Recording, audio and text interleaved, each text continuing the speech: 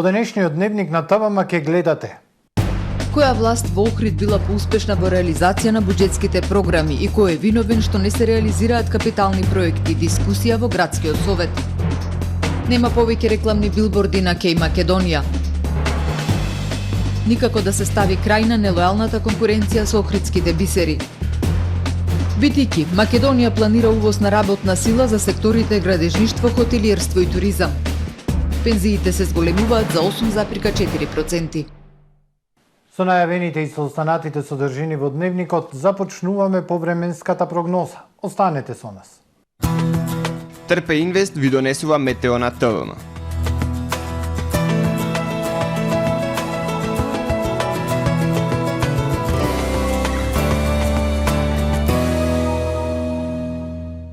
Во Охрид денес студено утро е времето, во текот на денот сончево со локална облачност, ветровито и топло, беа измерени максимални 14 степени Целзиусови.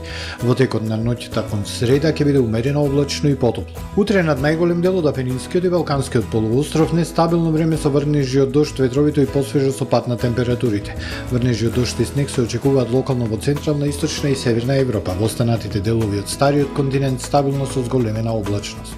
На Балканскиот полуостров во среда умерено облачно и нестабилно време со врнежи од дожд, снег, ветер и пад на температурите. На ридско-планинските предели и на планините снег. Максималните температури од 8 до 14 степени. Во Македонија во среда времето облачно, ќе има врнежи од дожд проследени со ветер и пад на температурите. Се очекува да наврнати до 15 литри на метар квадратен, над 1500 метри снег. Во вечерните часови продор на постудена воздушна маса ќе услови пад на изотермата на 600 метри. Над оваа висина врнежите од дожд ќе преминат во снег.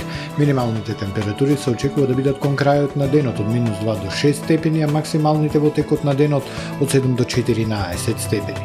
Во Охрид во среда времето облачно со врнежи од дожд, ветровито и свежо. Вечерта врнежите ќе бидат од дожд и снег. Минималната температура 3, а дневната 10, а во текот на ноќта кон четврток ќе биде облачно со врнежи од дожд, снег и доста студено. Во четврток врнежите ќе продолжат и во текот на денот, кога ќе биде претежно облачно и свежо со дневна температура од само 7 степени. Во петок не очекува претежно сончево време. Ќе има локална облачност, минималната температура од -7, а дневната 10 степени. Во сабота студено утро. Утринската температура -3 во Охрид, во текот на денот сончево и топло со максимални 13 степени.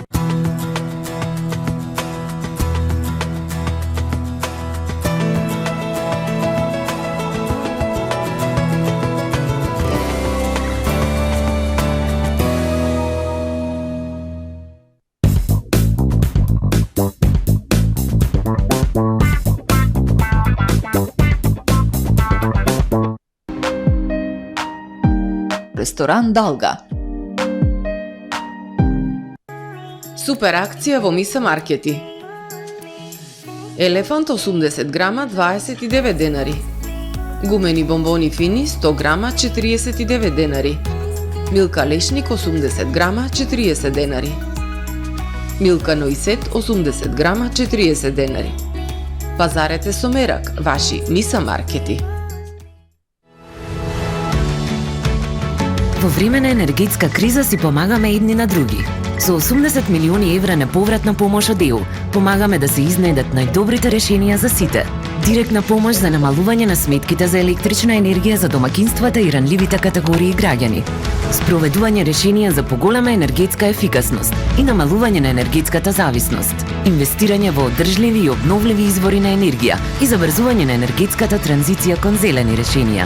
Преземаме заеднички чекори за доброто на сите, затоа што енергијата не поврзува. ЕУ со тебе. Тамаро е 25 години охридски водички лидер и препознатлив бренд. Обуките од менаџерскиот тим се доказ за максимална посветеност кон вработените. Тамаро Холдингот се грижи за организацијата и навреме пренесените информации кои отсликуваат тимската работа. Секој успех на вработениот е успех и на компанијата. Маркетите располагаат со производи со висок квалитет од секакви брендови по одлични цени. Вкусните печива од Анабела пекарата се веќе омилен појадок на многу потрошувачи во Охрид. Анабела кујната услужува голем број на потрошувачи и компании.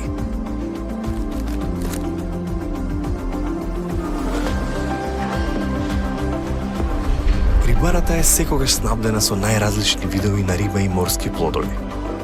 А месарниците располагаат со свежо месо и месни производи во секое време. Уживајте во својот охридски домаќин. Тамаро, повеќе од маркет.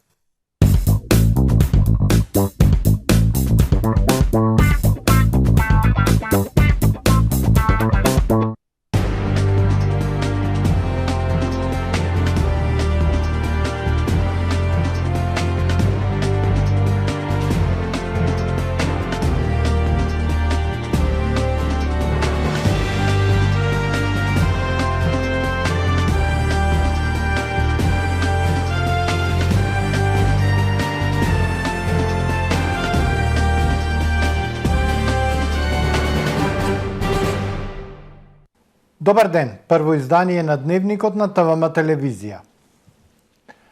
Советот на Општина Охрид ја одржа 25-тата седница. Разгледувањето на годишните извештаи за реализација на програмите и на буџетот на Општина Охрид за 2022 година на денешната седница на Совет се претвори во политичка пресметка, кој имал повисок процент на успешност оваа или минатата локална власт и зошто не се реализираат капитални проекти како Крушевска република, Катната гаража и Кеот Македонија.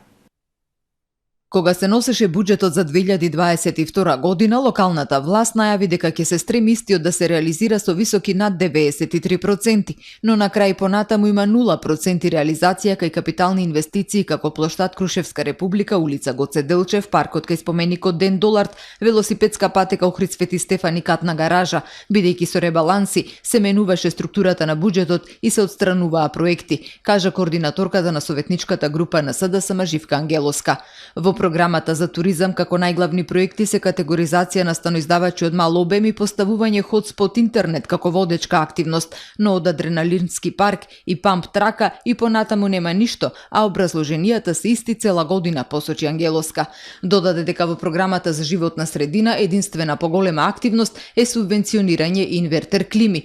Програмата за територијална противпожарна заштита кажа дека ја поддржува секогаш, но кога се носеше буџетот помпезно се најавуваше вложување на 9 милиони денари за модернизирање, но на крај на годината се реализираа 5 милиони денари помалку. Изрази задоволство од програмите за подобрување на условите во образованието и за локален економски развој. Ја поддржам програмата за локален економски развој. За прв пат после долгу години во оваа програма навистина гледам проекти кои што се вредни во секој случај да бидат спомнати. Пред се даваме поддршка за проектот за изградба на вежбалиште за голф, кој што треба да се изврши со средства од Министерство за локална самоуправа во износ околу 5 милиони денари.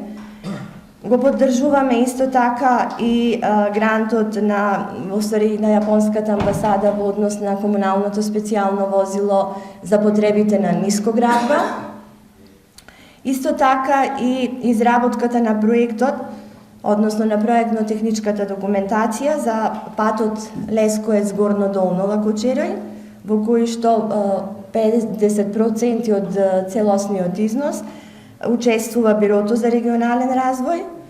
Исто така нивни проекти и реконструкција, односно проект во кој што финансираат, иначе проект на општина е нормално, е реконструкцијата на Марко Цепенков, и исто така оние 5 специјални возила кои што ќе бидат обезбедени преку Центарот за развој на југозападниот регион. Остварувањето на основниот буџет за 2022 година е за 18% поголемо од остварувањето во 2021 година. Вкупното годишно остварување на сите програми е 96,8% и е за 24% поголемо од 2021 година, кажа координаторот на ВМРО ДПМН Перчо Божиновски. Програми кои што во 2022 година имале 0% реализација, во 2022 имаат целосна 100%, како паркови и зеленило, противпожарна заштита, детски градинки, одржување и заштита на патишта и улици. Единствено програмата за културни манифестации и творештво е со реализација од 11% и само таа програма е под 50% реализација, а во 2021 година била со 0%, посочи Божиновски. И покрај затекнатиот долг од речиси 860 милиони денари, се гледа високата реализација на успешност, а треба да се спомене дека тој долг и се намали за 202 милиони денари. Спречена е лошата финансиска состојба во образованието, со тоа што се сервисирани сите заостанати долгови на училиштата. Особено е очигледно подобрувањето на условите за учениците преку значајни инвестиции во сите училишни објекти, исклучително посветени во поддршката на спортот. Тука повторно ќе напоменам организацијата на јубилејното издание на Охридскиот пливачки маратон, поддршка на проекти за промоција на туристички потенцијали, културно и природно наследство, како и унапредување на културните и духовни вредности. Би ги издвоил промоцијата на книгите Охридски раскажувачи и книгата на светите браќа Кирил и Методи од професор доктор Димитар Пандев и Славе Ѓорго Димовски. За прв пат е организиран етнофестивал и за прв пат е организиран фестивал на вино и за прв пат е отворен младински центар во Македонија. Со печатена брошура на говорницата, изборовите 365 дена промени за доброто на Охриѓани и отчетно и транспарентно трошење на буџетските средства, го заврши своето излагање Божиновски, што изнуди реакција од координаторката на СДСМ. Колега, нема бело, црно, сиво е, колега.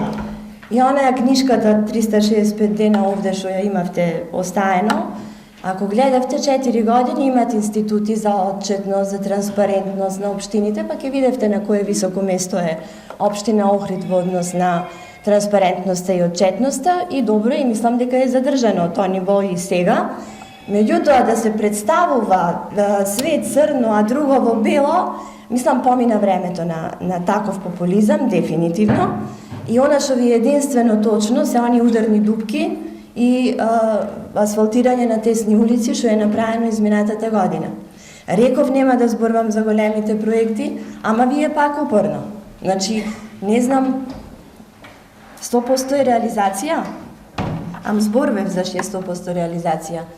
На политичките препукувања и споредбите кој повеќе реализирал буџетски програми СДСМ или ВМРО ДПМН се надоврза председателот на Совет. Сака воопшто да не говорам политички затоа што кога ќе дојдат бројки не треба политиканство, рече Донев, но сепак и се обрати на Ангеловска со молба да не спомнува капитални инвестиции. Реализацијата точно е дека е над 90%. Да не беше блокирана сметката, и да немавме толкави долгови, и да не ни изврши овна сметка, заради тоа што некој направил долг, и се уште не одговара после долги години, ние ќе имавме пари да го направиме плоштадот Крушевска република. Или ќе имавме пари, од околу 1 милион евра, да го изградиме кај Македонија.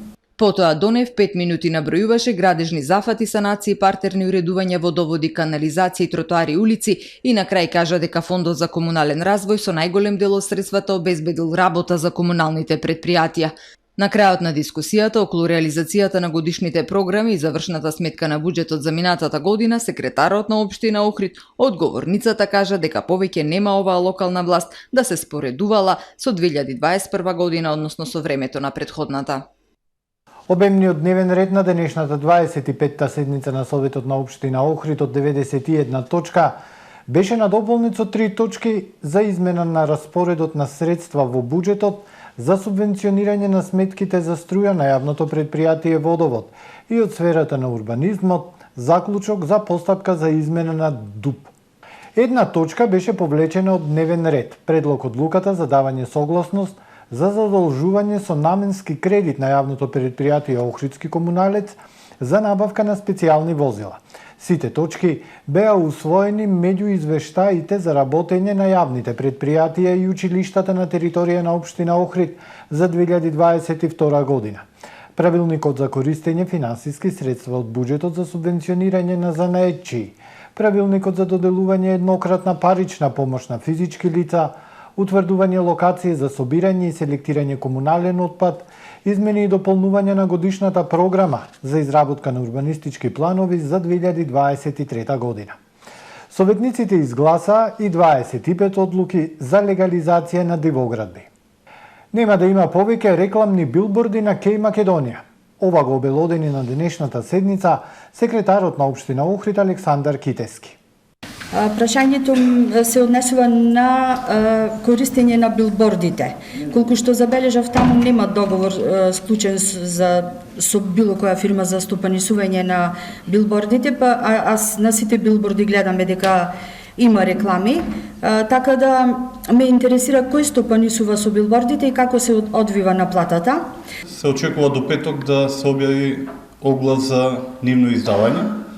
Се сеќавате дека пред неколку седмици донесовме одлука за краткотраен закуп на локации за билборди. Со тоа што овој пат, затоа малце и се одолговлече цела работа, ќе се издаваат и локации за оние мали табли информативни што ги гледате, а досега не се наплаќаше однос на тоа, односно беа од подолг период биле така начиставани, без да се наплаќа. Сега, да, затоа и се одолговлекува постапката, се чека записник точно да се утврди на кои локации, колку ќе се издадат, истите ќе бидат. И нема да има билборди во делот каде што имаше забелешки од УНЕСКО. Значи тие ќе бидат трнати. Кеот нема да има билборд. Ќе има туристичка, да, ќе има на туристичка. Акција за чистење на дива депонија во шумскиот дел под Горна Порта. По налог на локалната самоуправа, екипите на јавното предпријатие Охридски комуналец спроведуваат акција за расчистување мапирана дива депонија во шумскиот дел од Охридското кале, под Горна Порта, над населбата Кошишта. Се подигнува расфрлена покуќнина, градежни материјали и друг кабаст отпад, од кој несовесни граѓани на овој начин се ослободиле во срцето на Охридското кале. Поради тешката пристапност на теренот, чистењето ќе се реализира повеќе денови, информираат од јавното предпријатие. Нелојалната конкуренција на охридските бисери се повлекува со години. Државата во 2012 година ги брендира бисерите на двете охридски семејства, Филеви и Талеви, како најстара трговска марка и патент. Но таа заштита е само на хартија. Во сите трговски дуќани за накид се продаваат лажни бисери. Нелојалната конкуренција на охридските бисери се провлекува со години. Државата во 2012 година ги брендира бисерите на двете охридски семејства, Филеви и Талеви, како најстара трговска марка и патент. Охридскиот бисер е заштитен како географски назив и интелектуална собственост од страна на македонските институции, а по извршена анализа и изготвена лаборат на Технолошко-металуршкиот факултет кој ги утврди посебностите и сите својства кои го карактеризираат производот. Но заштитата е само на хартија. Во Охрид на секој чекор се продаваат лажни бисери. Повеќето трговци за накид и сребро продаваат плагиати, лажејќи дека се работи за оригинал. СДФ перли, пластични бисери и разни бисерни бижутерии увезени од Тајланд, Кина и Турција. Во многу трговски дуќани се продаваат како оригинали, дури се издаваат и лажни сертификати. Поради пиратеријата, морам да кажам, директно се работи за злоупотреба на називот Охридски бисер и секако интелектуалната вредност која е заштитена од сите институции, меѓународни, светски институции кои што тука го испитале, докажале и со сите историски и фактички аргументи кои ги имаме ни сите овие 100 години. Тоа се должи на една безидејност на трговците. Секако ако ево знаеме за една успешна приказна и сите тие тоа мислат дека треба да го копира, но да не се лажеме. Секоја најдобра копија е бледа слика на оригиналот. Закони има, но инспекцијските служби не преземаат ништо. Занаечиите се надеваат дека со влезот во Европската Унија конечно ќе го добијат заслуженото место. Верувам, а и да спроведиме таква тужба, би рекол, таа ќе се апсолутно одолговлекува години низ нашите судски инстанци. Значи, јас апелирам дека еден ден кога ќе одиме ние во Европска Унија со сите тие поглавја и закони, еден ден ќе мора и брендовите да бидат заштитени. Тоа е европска вредност која ние мора да ја практикуваме. Поготово на еден ваков занает кој не едноставно представува во светот веќе 100 години. А ода до толку дрско што лажат дека се некои фамилии, дека имале некаква традиција. Покрај инспекцијските служби за спречување на продажбата на лажни бисери може да помогнат и туристичките водичи, кои треба да им појаснат на туристите каде може да купат оригинален охридски бисер. Охридските бисери денес се на трето место на листата на најквалитетни природни перли во светот. Формулата за изработка на охридскиот бисер е стара 700 години, а во Охрид се практикува скоро еден век. Брендирањето на охридскиот бисер како државен белег е дел од мозаикот на богатото национално наследство, но не се води доволно грижа за поголема заштита. 10.000 работници не достигаат на Македонија на годишно ниво, најмногу во секторите градежништво, угостителство и туризам. Вице-премиерот за економски прашања Фатмир Битики предлага две решенија: или преквалификување на домашната работна сила или увоз на работна сила, за почеток од земјите од Западен Балкан, а потоа и од земји членки на Европската Унија. Македонија се соочува со недостиг на работна сила, кој во најголем дел се должи на масовната миграција на населението во потрага по подобри услови и плати најчесто во земјите членки на Европската Унија. Владата планира да го решава ова на два начина: преку квалификација и доквалификација на домашниот потенцијал и преку увоз на работна сила од странство. Само годишно на Македонија и не достигаат 10.000 работници. Најзагрозени сектори се градежништвото, угостителството и туризмот, вели Фатмир Битики, вице-премиер за економски прашања на Република Македонија. Најзагрозени, да ги кажеме, се градежништво, секторот градежништво, без разлика дали е тоа ниско градба или висока градба, и секторот хотелиерство и туризам, кој што е очигледно затоа што тоа се сезонски работници кои што одат во други земји, во блиското соседство, Хрватска, Словенија, па зошто не и во земјите членки на Европска Унија, и се отвора еден сериозна потреба за луѓе кои што би служеле во тој сектор, затоа што секако платите се конкурентни, но не се толку конкурентни колку што се во земјите членки на Европска Унија. Од каде, колку и како ќе се носат, за сега се уште не е дефинирано, бидејќи, како што вели премиерот Битики, станува збор за стар проблем за кој сега само отворено се дискутира и се бараат решенија, бидејќи се поголем е бројот на компании во земјава кои пријавуваат дека не можат да најдат соодветна работна сила. Не е дефинирано. Отвараме отворено. Ние направивме исчекор со договорите за слободно движење на работната сила во Западен Балкан, преку договорите на Open Balkan иницијативата. Исто и во Берлинскиот процес имаме истото иницијатива. Сметам дека луѓето од регионот првично би требало да се искористат, а потоа оставаме отворено. Нема дефинирано од каде, нема дефинирано квоти.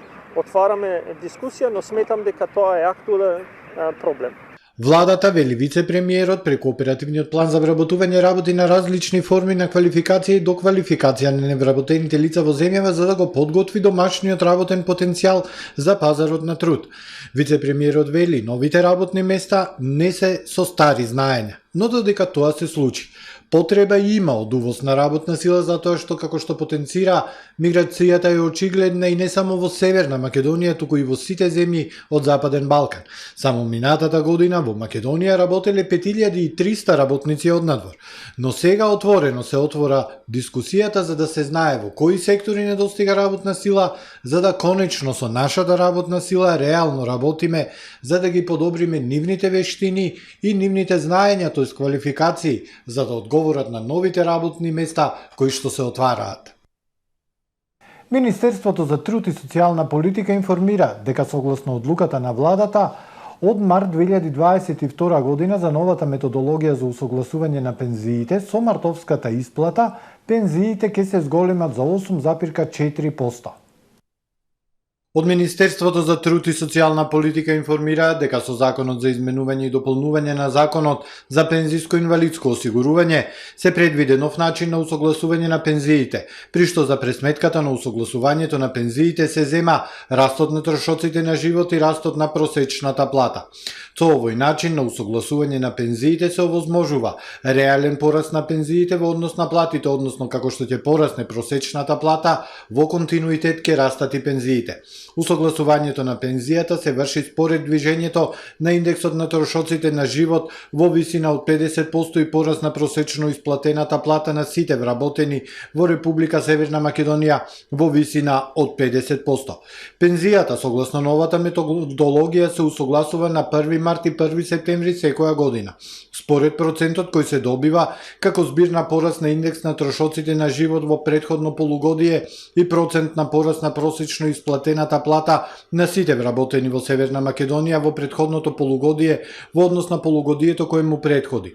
Усогласувањето на септемвриските пензии кои се исплатија со комбиниран модел од 50% порас на просечната плата и 50% порас на трошоци на живот, односно усогласувањето беше во висина од 6,8%, порас на плати 6,6%, а порас на трошоци за живот 6,9%, со што просечната пензија од 16.348 денари се зголеми на 17.666 денари. Усогласувањето на мартовската пензија, согласно методологијата, ќе се зголеми за 8,4%, порас на плати 6,1% и порас на трошоци на живот 10,6%, со што просечната пензија од 17.666 денари ќе се зголеми на 19.150 денари. Во продолжение вестите од светот. Договорот што возможува безбеден извоз на жито од пристаништата во Украина во Црното море автоматски ќе биде продолжен по 18 март, доколку нема забелишки од инволвираните страни. Ниту една од инволвираните страни досега се уште не објавила повлекување. Обединетите нации ветија дека ќе направат се што е можно за да се обезбеди интегритетот на договорот. Прашањето за необновување на договорот се одрази на цените на пченката и пченицата на светските пазари. 2 лица загинаа, 9 се повредени, кога пикап удрил во пешаци во Амква и Квебек, Канада. Возачот на пикапот и се предал на полицијата пошто бил уапсен. Според информациите се работи за 38 годишен локален жител. Инспекторите се уште се обидуваат да утврдат дали инцидентот бил намерен напад или несреќен случај. Загинале двајца мажи на возраст од 60 и 70 години, а меѓу повредените има и деца. Премиерот на Квебек Франсоа Лего го нарече инцидентот шокантен, додека канадскиот премиер Џастин Трудо на Твитер напиша дека неговото срце е со луѓето на Амкви. Австралија, Соединетите Американски држави и Велика Британија ставија подпис на пактот АУКУС, договор за формирање заедничка флота од подморници на нуклеарен погон во Тихиот и Индискиот океан. Кина веднаш реагираше дека овие три нации одат понатаму и понатаму по патот на грешката и опасноста. Според договорот АУКУС, Австралија треба да ги добие своите први подморници на нуклеарен погон, најмалку 3 од Соединетите Американски држави. Сојузниците исто така заедно ќе работат на користење врвна технологија, меѓу другото и реактори на Rolls-Royce произведени во Велика Британија. Зборувајќи заедно со премиерите на Обединетото кралство и Австралија, Риши Сунак и Ентони Албанис во Сан Диего, Калифорнија, председателот Бајден рече дека договорот нема да ја загрози посветеноста на Австралија да биде земја без нуклеарно оружје. Кина повторно ќе ги отвори границите за странски туристи за прв пат по избавнувањето на пандемијата од COVID-19 пред 3 години, дозволувајќи им на сите категории визи да се издаваат од среда. Обновувањето на туристичките визи е дел од поширокиот потек на Пекинг за нормализирање на патувањата меѓу Кина и светот, откако властите во јануари ги повлекува советите граѓаните да не патуваат во странство. Минатата година имало само 115,7 милиони прекугранични патувања во и надвор од Кина, при што бројот на странци изнесувал 4,5 милиони. Во 2019-та, пред избавнувањето на пандемијата од COVID-19, Кина забележа вкупно 670 милиони патувања со странци, според информациите на Reuters. Ова е се во првиот дневник. Ви благодарам за довербата. Пријатно.